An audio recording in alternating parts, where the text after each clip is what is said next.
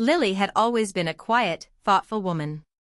In her younger years, she was a teacher, loved by her students for her gentle nature and the way she made learning feel like a joyful discovery. But after her husband, Charles, passed away 5 years ago, Lily's world had shrunk. The vibrant conversations, the laughter, the shared plans, all of it disappeared with his absence. Her days became long, silent stretches.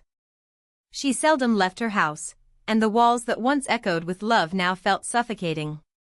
She spent most of her time in the cozy living room, gazing out the window at the rain or the changing seasons. But the silence inside was unbearable. She had no children of her own, and her siblings lived far away, making visits infrequent. Each day felt like an endless loop of loneliness.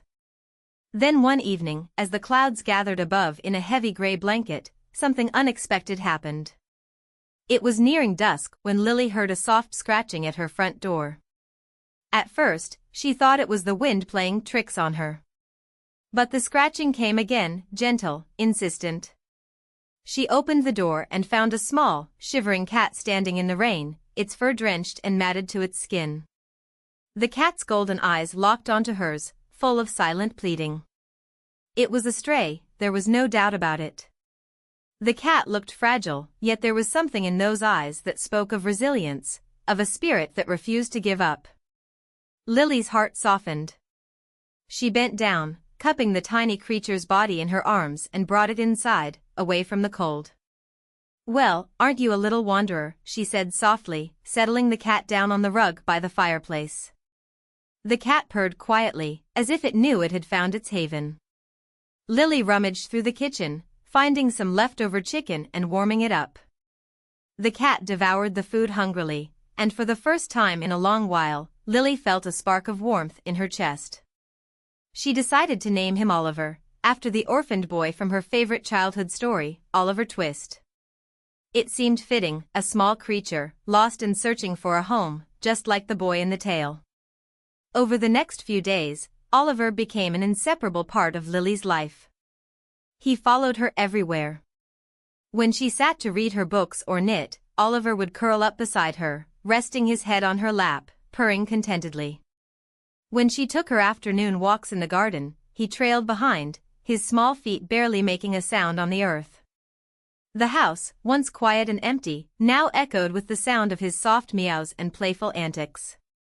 Lily found herself talking to Oliver more than she had spoken to anyone in years. She shared stories about Charles, her childhood, the old house they had lived in.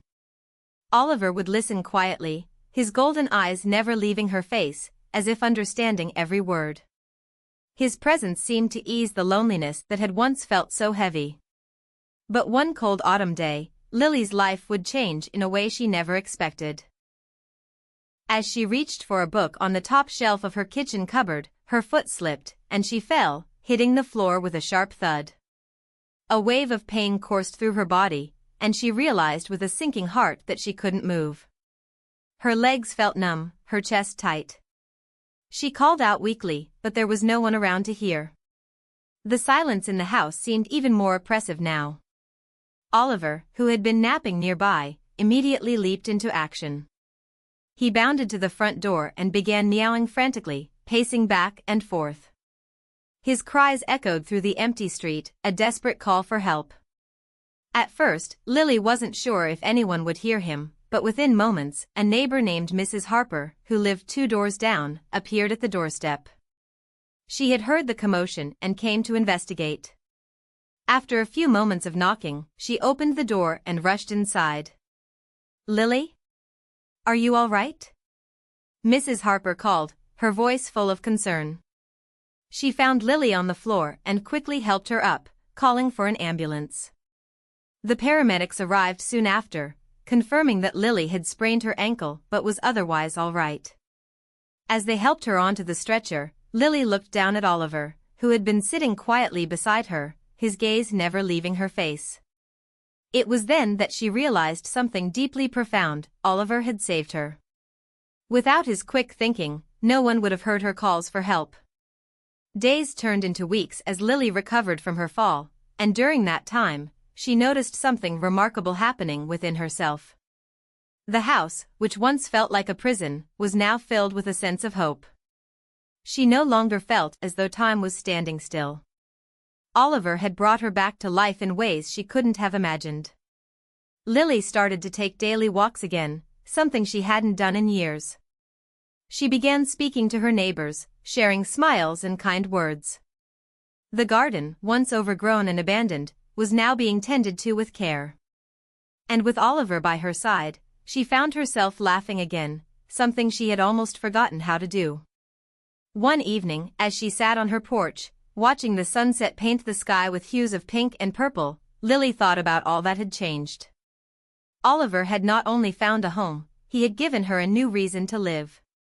"I think you were meant for me, Oliver," Lily whispered as she stroked his soft fur. And as if in agreement, Oliver nestled closer, his purring the only sound in the quiet evening air. The world had grown a little smaller, but it was no longer filled with loneliness. Instead, it was filled with hope, with connection, and with love that had come in the form of a small, golden-eyed stray cat who had saved not just her life, but her heart as well.